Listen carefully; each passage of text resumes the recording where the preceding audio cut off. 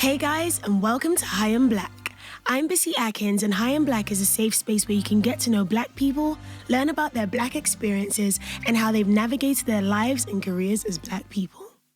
On today's episode, I am joined by the amazing Shanice Mears, who is the co-founder of Elephant Room and the creator of Girls Let's Talk. Shani, how are you? Hey, I'm good. How are you? I like, you're like so chilled and like so like relaxed and just like, yeah, I'm fine. I know, how am I today? I'm not too sure. It's raining. So you know when it's raining, you're just like, yeah, the weather always sort of changes the mood. Anyway, yeah, it sets the mood, innit? But you just got to have positive vibes all the way, innit? Always. And if you could live somewhere else, not London, that had good weather, where would you live? If I could live somewhere else that had good weather but not London. Because London doesn't even have good weather anyway. No, I'd probably just go back to Jamaica. Jamaica? Yeah. I've never been to Jamaica before. I mean, and yeah, to be honest, last time I was there was probably like the 90s. But like, I can't think of anywhere else, but I'll just be like, you know what? Why not? Okay. I want to go to Jamaica. I've never been. I like oxtail rice. I'm so done. Yeah, and I like festival and gravy. Okay. And what? Festival and gravy? Like oxtail gravy. No? You like dip the festival in no? I mean, maybe, but nah. I like the pie. I don't really like festivals at all, fair enough. Why is it sweet? Yeah, it's just not really a vibe. What about dumplings? No. Breakfast maybe, Christmas morning. Really? Yeah, that's really What do you like? I like kogo. Okay. Jerk chicken. With white rice, plain rice. I know you say plain rice, right? Yeah, white rice. Okay, or... Plain rice or white rice. Rice and peas, obviously chicken. Jerk chicken, curry shrimp, crab. Okay. You do like a lot of stuff, just not dumpling or festival. I mean, not that I don't like festival, but dumplings is okay. Sorry, I'm going off on a tangent. Why not? Yeah, I don't like it. You don't like it? Ackee, I don't texture? like egg though, yeah. Oh, you like egg either? Yeah, and now people be doing that whole ackee replaces egg thing and... Okay. I've gone off on a complete tangent, but I really like Jamaican food. It's awesome. So for people that don't know who Shanice Mears is, who art thou? Who art thou? I mean, do you want the short version? No, long. Tell us everything. Tell us your entire life. So I started off in the arts. So originally I've been a dancer since I was about 7, and still continue to dance. But I full-time work in advertising as the co-founder of the Elephant Room, which I founded with a guy who was previously my mentor and the CEO of a massive agency, and we left together to create our own. So I've been doing that for 3 years, and I'm the head of talent, and I head up all our partnerships, essentially. And I have a platform called Girls Let's Talk, which we just finished a collaboration, which is about amplifying the voices of women and helping them learn, connect, network, educate within their personal and professional development. And most recently, a lecturer at Kingston University. Come on. I've been enjoying. I'm on campus tomorrow. Man, what's it like being a lecturer? It's alright. I think the kids, I need to stop saying that. I'm so used to it because of dance, but the students, I think they still can't believe I'm their lecturer. So, like I was doing a lecturing last week, and I was doing a class, and a girl thought she was messaging her friend, but she was messaging the whole class. Oh man. And she was like, "Who's this?" And then she's like, "I think she's some teacher. I don't know who this like." And I was like reading it, and I was like, "I'm guessing she's me." Yeah. I was like, "You obviously have not been to class because." And she's like, "Oh my gosh, I'm so sorry. I didn't realise that you was actually a teacher." And I was like, "Yeah, it's alright. Don't worry." But no, I really enjoy it. I think without going too deep, but I think it's important. Like representation in the system is really important, and education is something I'm super passionate about. So me entering that space and occupying that space and being a part of their education and ultimately like their grade, I think is really important for them to see that and feel like they can, I don't know, trust it a bit more. And that's the role I think I play. I'm all about empowerment, so you know what I mean. Love that. So you said you did dance, you're in advertising, you've got the social enterprise platform and lecture as well, right? So there's a lot of avenues that you dabble in. Yeah. So if you could take us back to the genesis of what it was like growing up as a Black young woman. So I was born here in Birmingham, and I feel like for me it was something that I was always quite aware of, because the area I grew up in was predominantly National Front. Okay. So it was like known to be a racist area anyway. So our mum, well, my mum, obviously, and my siblings, we would always be told like, be careful because da da da, or you know, make sure you don't go to that place because da da da. Do you know what I mean? So it was never like a sort of taboo conversation in my household. But I think the deepness of racism in terms of like white privilege, institutionalized racism, like breaking down socio-economic disparities, why this happens over that thing. I didn't understand any of that until I'd say like the past 6-7 years. And I think that's just myself navigating myself through uni and naturally being passionate about racial equity and equality and differences between people. And I think that is important to break that down, not just in race but in obviously class as well. And for me as a black woman, I've had to really understand who I am, as in my identity, like what does this mean, like what does that opportunity mean for me, not just me as Shanice but as a black woman in that space. And I think I've been fortunate enough to have like real allyship around me. So I've got, for example, white people who will use their privilege but for my benefit. But then equally I've also come up against obviously racism and microaggression and passive aggressiveness and all that bull. But because I'm quite confident in where I stand in my space in terms of like my professional development, I'm good. And how did you develop this confidence or this identity in self that you've been able to use to achieve everything you've achieved thus far? That's a big question. How did I develop this? I don't know. I think it's a work in progress though. Like, I don't think everyone is like born into confidence. Or I don't think it's something that you sort of develop overnight. And I think I'm definitely still working on that. But I think for me, it's about everything. It's about so many things. How you look after yourself in terms of like your own self-care and your own self-love, the people you surround yourself with, the environments you expose yourself to, the substances you expose, like everything. I think it's really important. But then equally, I think it's also like your intake in terms of like how you continuously learn and like I'm a big person who lives on mantras and quotes. You know, they're in my phone, they're on the walls, like everywhere and stuff like that. And I think that's important to just practice in life. And I think that's kind of what develops my... And I just never stop learning. Like, I'm someone who never stops teaching and I never stop learning. So it's kind of, for me, that just grows my confidence. So I never feel like I'm without any form of information. And if I am without, I'll go and find it. And I think that builds my confidence because I don't feel like I have a lack thereof. You know what I mean? And I think... Yeah, and I've got a life coach recently. Yeah. And she's just my real G. Like, she's been really, like, I've been real accountable things, because there's also things about myself that I need to work on in terms of character. And the old me would have just been on crud, like get me, I'm not changing, like da-da-da-da-da, but life doesn't work that way, do you know what I mean? Like, in order to navigate the world, you have to be able to adapt. And a part of adapt is accepting change. So for me personally, I think that's also helped, like, investing in myself in that way.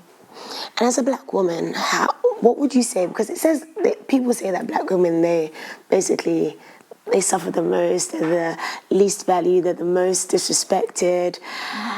What has been the greatest struggle or problem or adversity that you have experienced or endured as a black woman? These big questions. What has been the greatest struggle that I have endured as a black woman?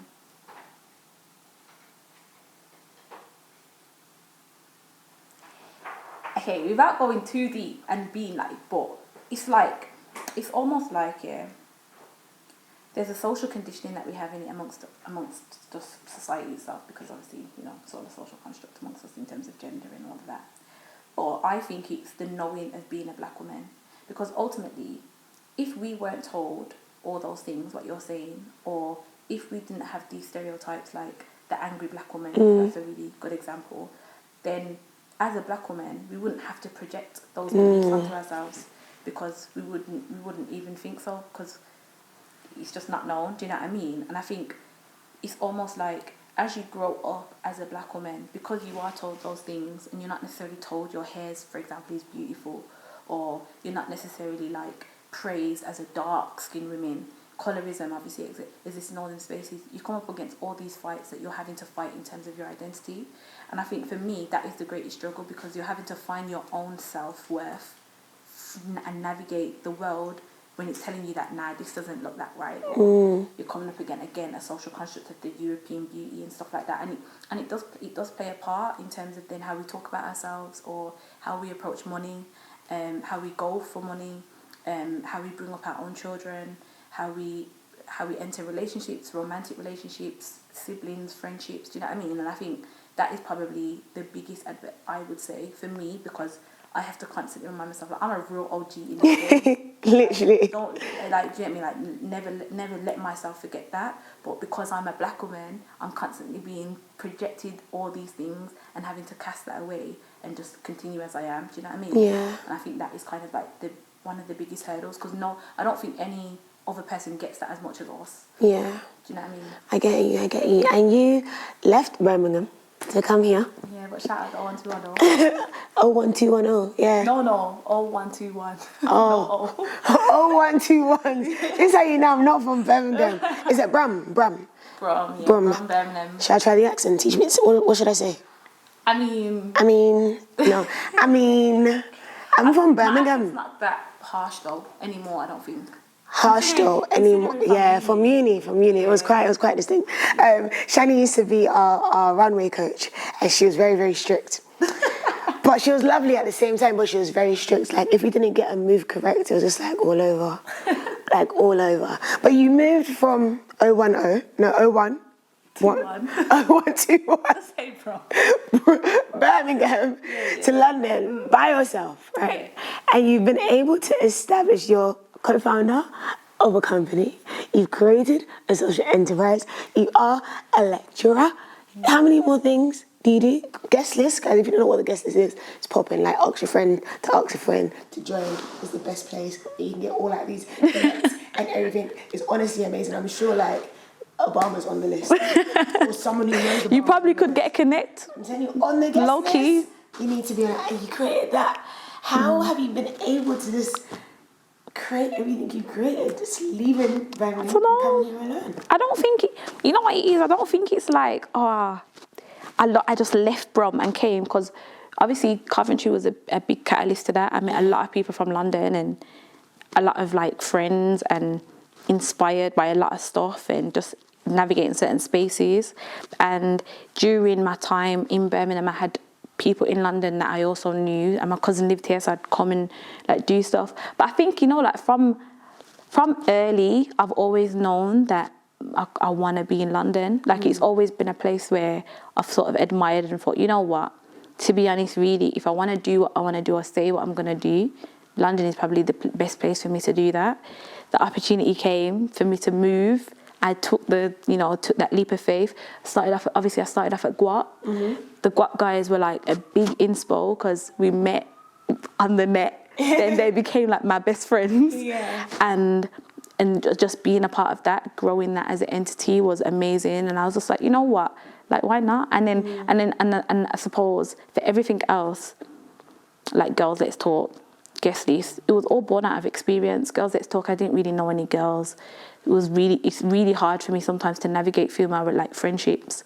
So I thought, why not just create a community for everyone? Like, there's no clique, there's no you gotta be my best friend or you gotta know her to know her. It's just everyone's welcome, and do you know what I mean? And you can identify as whoever you are and be yourself. And I guess this was kind of like at the Elephant Room, it's my job to make sure that we're always supporting talent, like regardless of where that talent is or where they come from or what that looks like or anything. And that for me was the best place to develop that, because it is a value exchange in that community, and it is about community. It's not about taking and not giving, and it's not about giving and not taking. Do you know what I mean? And I think that in the creative space, it's very hard sometimes to get that contact or get that connect or get that intro, and you know what I mean? And I've had to endure that, and I feel like you shouldn't have to. Yeah. You get me? Like, I don't care if you take Netflix person's email, like, just because I've got it doesn't mean you can't have it. Do you know what I mean? And I think a lot of people have that attitude, and it's not necessary. So yeah, that's kind of just born out of experience, really. And I just wanted just keep going. I love that. And I wanted to touch on this topic, right? Because I feel like black women are awesome. Like, they're like really awesome. Real G's. Proper OGs. And in the media, we are portrayed in a particular way. Either the angry black woman, or she might be stush, or she might be like a little bit uppity, or just like too rude, don't talk to me. But I've got like an opinion in terms of this, let's say WAP, for example.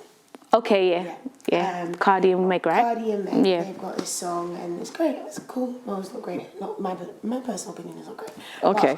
That's my personal. I don't Yeah, that's okay. Yeah.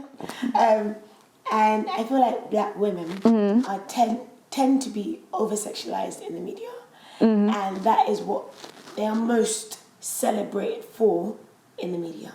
Most celebrated for. Okay, cool. Yeah, and I wanted to know what your stance was with regards to this whole WAP situation. Do you think it's like really cool? Like how I love WAP personally. You do? Yeah, but I think I would qualify myself as quite a liberated woman, like in terms of like sexuality and identity. Like I don't care like what I'm talking about. I'm going to talk about it. So whether it be provocative or whether it be like obviously quite, like, you know, not provocative, I'm still going to talk about that. Do you know what I mean? And I think for me, WAP is something that I think for a long time, okay, and let's take it back, okay? Back. Yeah, so obviously I grew up on hip hop, right? Yeah, and R&B and that, yeah.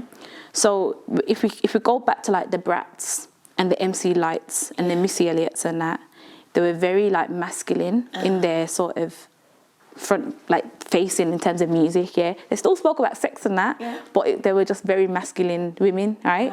Then we had Lil' Kim enter the game, but then I would say Lil' Kim was sort of like, she was like, your element of liberation, but she was surrounded by men, so it was like, she was the only one. And that to me looks like an over-sexualized, almost like puppet, because she's surrounded by men and she's always in some sort of thong, which is fine if she's comfortable with that. But at the same time, it's kind of a bit like, bro, like you got all these women over here in their bandanas. Then we've got one woman that's in her thong and that. And then we've just got man them just running the game, essentially. Whereas now, we've got an influx of not only women who are like, you know, sort of masculine, but women who can be their own boss and whatever, be over-sexualized and stuff. And it doesn't necessarily be like it's surrounded by women or surrounded by men. It's just them owning that space. It's a song for them, by them, and they're talking about their men. But it doesn't, I feel like personally, it's more ownership of the content. And yes, of course, it's built for the male gaze, but equally, like, I don't think that, like, I think, again, being open in, like, in terms of sexuality and stuff, I don't think that it's good to just project the male gaze onto that, because the female gaze also enjoys that. Do you know what I mean? Like, I think it would be, like, really stereotypical to say that, oh, yeah, only male find that nice to look at, and do you know what I mean? Only the male, because also females like that and want to talk like that and want to. And Cardi B's married. She can talk about, obviously, you know what I mean. But she can do whatever she, you know, she can do whatever she wants. She's a married woman, and people might, and the people who have the idea, I think, that women shouldn't be that or whatever, or shouldn't necessarily, regardless. Let's just even take away the idea of a black woman, but just women. Yeah, it is also conforming to a social construct, because why shouldn't women do that? Because if women shouldn't be that, it is still conforming to a social construct, because you've got an idea of what a woman should be, when really we should create our own construct of what women should be. Do you know what I mean? And I mean, shout out, I don't know her, but I think Darko's a really good example of that. Like, one day she wants to put on her wig and then one day she wants to just with it, and she's out here. Like, I think that's a really good example of not conforming to what people want you to be, but actually whatever I feel like I'm going to be, I'm going to be. Do you know what I mean? And I think WAP is just, obviously, and again, it's such a deep conversation to go into, but if you really deep it, when you look at like the Josephine Bakers of the world, people who had like the banana skin and like she was like one boob out and like dancing over men and that, they've been doing that. Maybe wasn't singing those necessarily words, but in terms of like the projection of the female body and stuff, then it's always been that. So I think So this I think it's important. I think it's important as black women to be liberated on our own terms. On your own terms. This liberation now, it's not like a sudden surge, right? But everyone's very liberated right now. People are walking down that trajectory of being liberated. And I'm just, my cause for concern is that the liberation tends to only benefit. Tends to just be with the sexuality stuff. When, what you mean? As in, like, when it comes to just owning the narrative of guys, let's say, for example, they'll talk about how many girls they've been with, or they'll talk about they'll have videos of all of these girls around, and they're owning that narrative. But when it comes to, like, academics or finances or all of that stuff, that's out there. Yeah, but I think that is the media controlling that narrative. Okay. Because if you think about it, Cardi B, let's just use them two.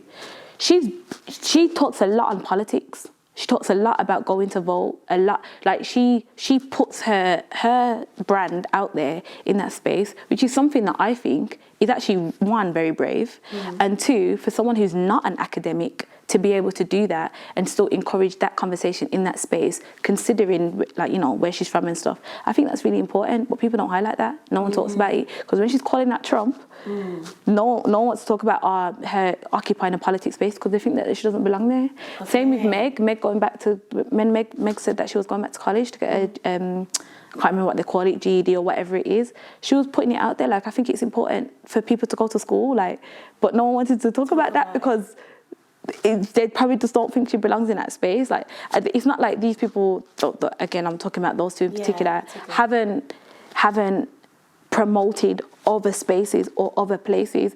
Even when it comes to, like, when Meg had some madness with her label and obviously she got re-signed and stuff, she talked about ownership and stuff, and, like, you know, how important it is to understand things and to build knowledge in terms of business.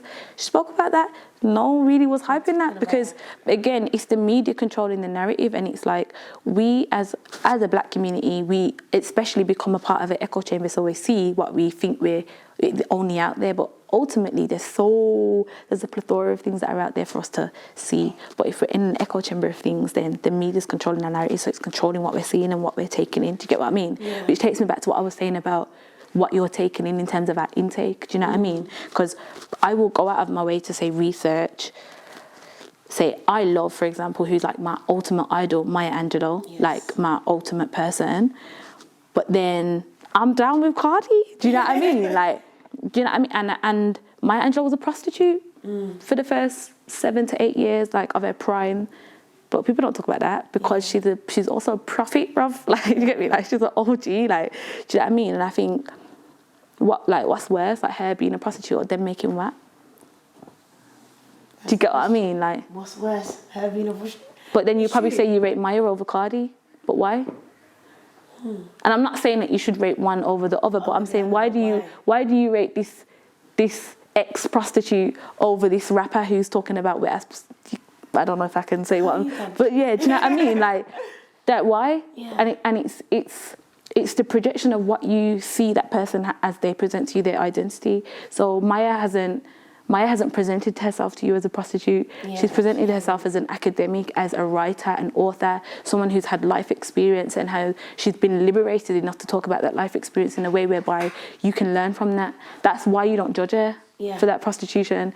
Whereas Cardi, her projection is completely different, and she's still very young, but a lot of people judge her based off what she wears, what she's tatted, how she speaks, and do you know what I mean? And I think, again, allowing society and media to control that construct of the message, when really, if you do your research, you'll know they're really not one better than the other. Yeah. Do you know what I mean?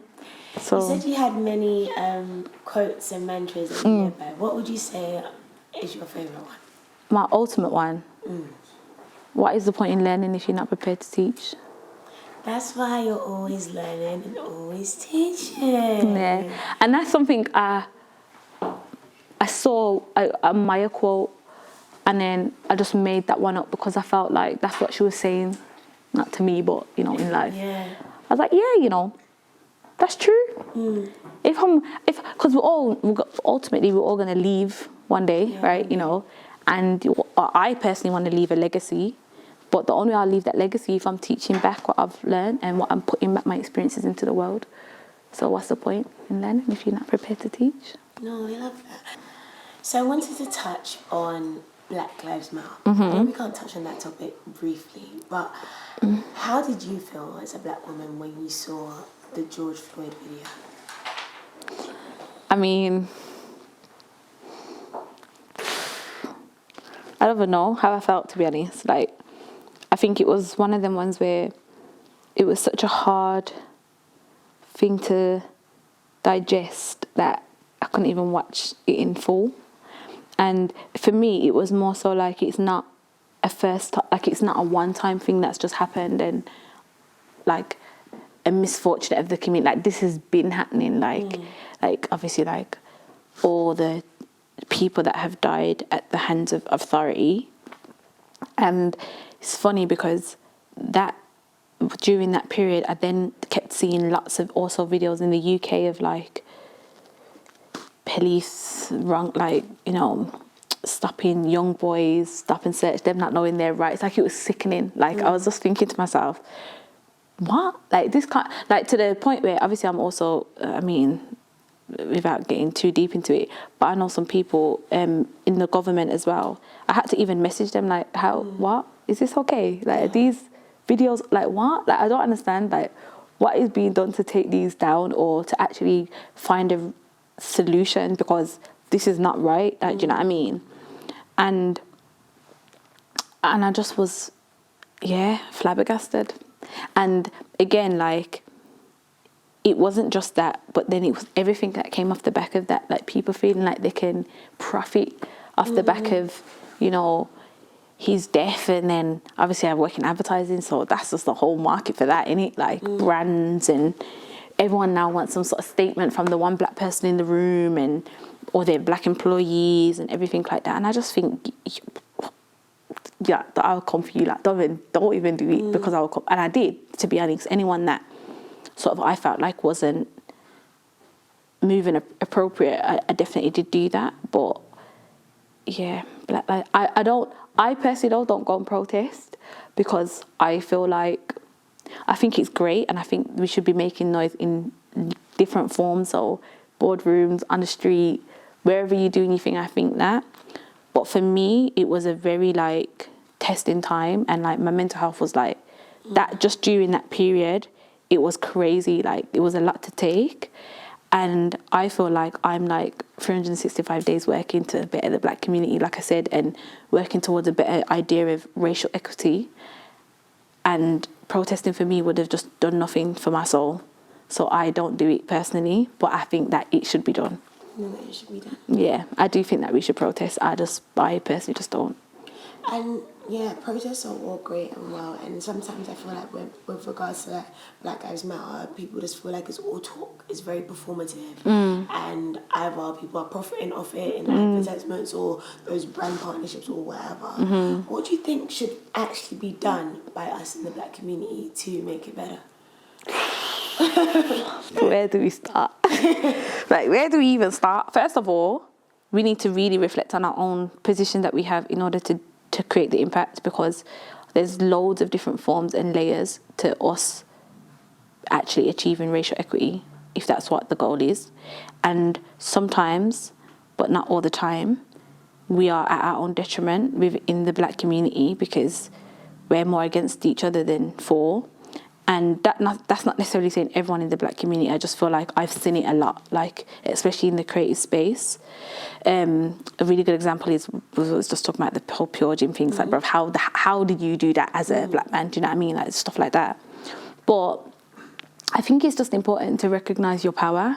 I think, I mean, I don't know if you've seen it when that thing went on Twitter when I was talking about money and power and stuff. Yes.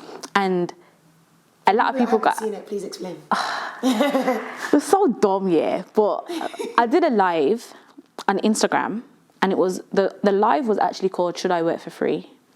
But that was basically me going through what it actually means to work for free. Because to me, that's a conspiracy. No one works for free. There's always something.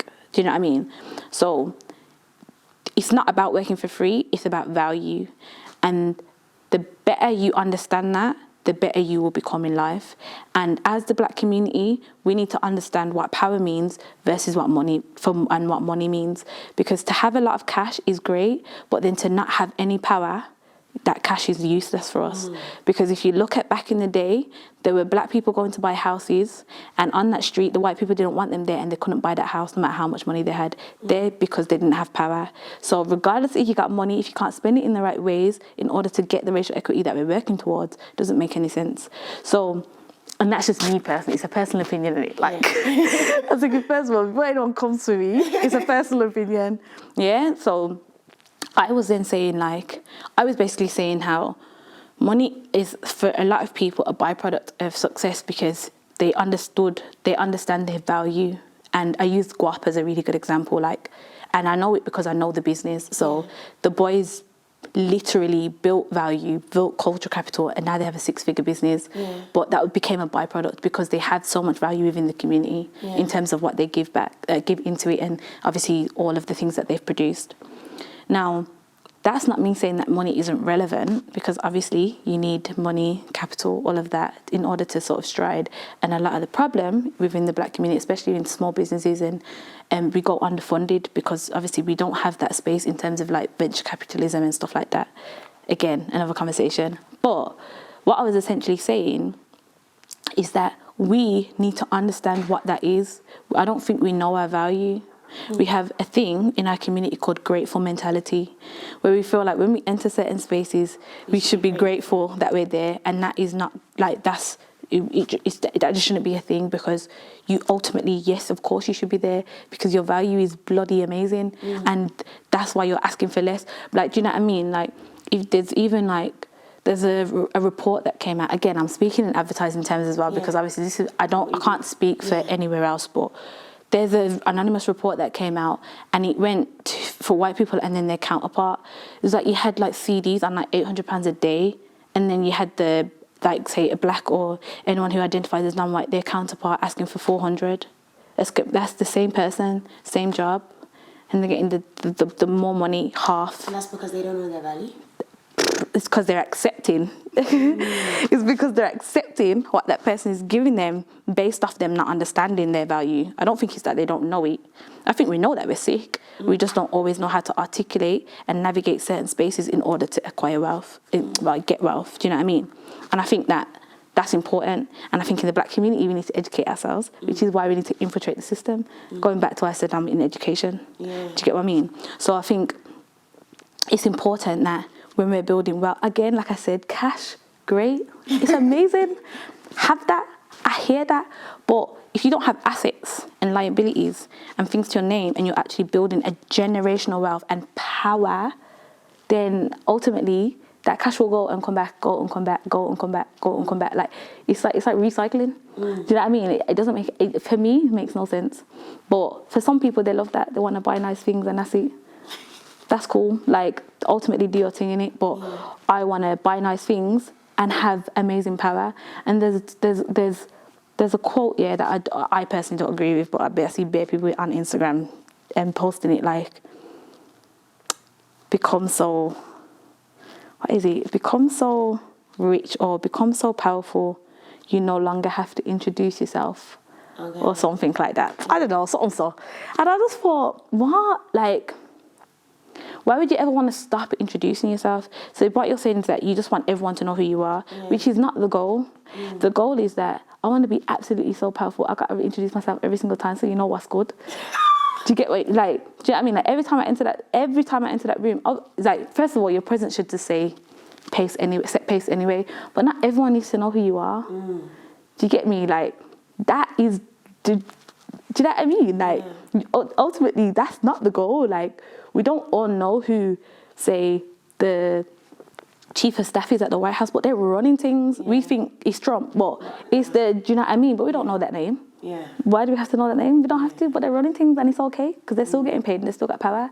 Do you know what I mean? It makes no difference. And I think it's stuff like that we just got to change the language around a lot of things. But I think also like social media plays a bit into that. It's so long and I've got so much opinion on this, but ultimately I think it's all about value and understanding the value exchange and what you get from that. So me and you, for example, we would get like, we done our collaboration. Obviously, this is speaking just candidly out, but we did our collaboration. No one got paid for that. Do you know what I mean?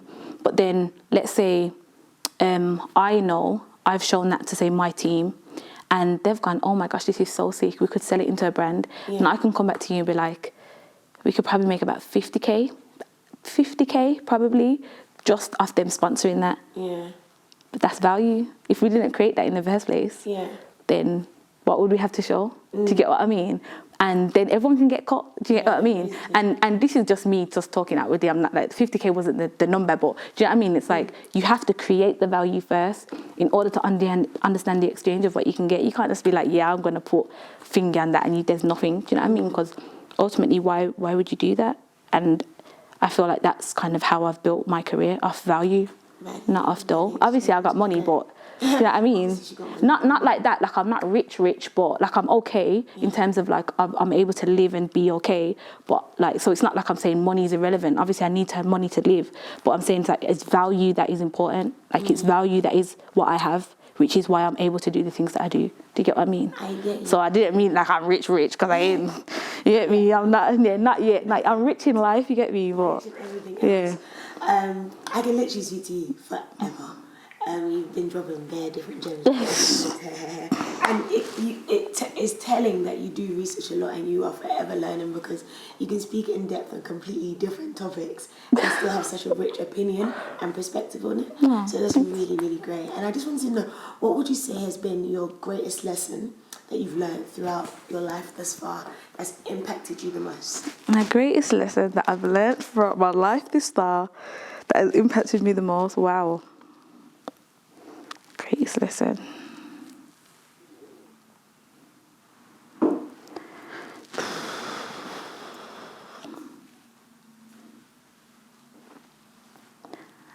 I don't know, but I think it's like going back to what we were saying about that whole money and thing. I think the sooner you stop exchanging your time for money, you'll realize true value, and that's one of the greatest lessons I've ever learned. It's like I no longer work on time. I work on value, and that's how you're gonna really, really excel in life. So time, again, social construct. But that's the next thing. Shani, thank you so much. Oh, thanks. Being here, blessing us with all of the information this year. I was just like, wow. You can read a book. Are you gonna write a book one day? Maybe. Yeah, would you write a quote book as well? You know what? I'd rather do, Rupi Kaur? Yeah. Yeah. I'd rather do like a Rupi Kaur, like a book of short stories and poems rather than a book and just bare reading, because even me, I don't even read that. I read, but I don't read books that much. Like little short things. Yeah, short snippets, and that's how I take in information. Oh, I love that. And if people want to know who you are or know more about you, because you've told us a little bit, find out what you do, please plug yourself over here. Well, you can catch me on Shannie Loves, SHANNIELOVES. Instagram, Twitter, Shanice Mears on LinkedIn for the government. And yeah, that's me. No, I love that. Thank you so much once again. And guys, thank you so much for watching another episode of the Hi, I'm Black. I hope you thoroughly enjoyed this. Please share it with your friends and your friends and your friends. Join the guest list. Shout out you. Shout out me. Oh yeah, shout out me too. Thank you so much. And we will see you in the next one. Peace out.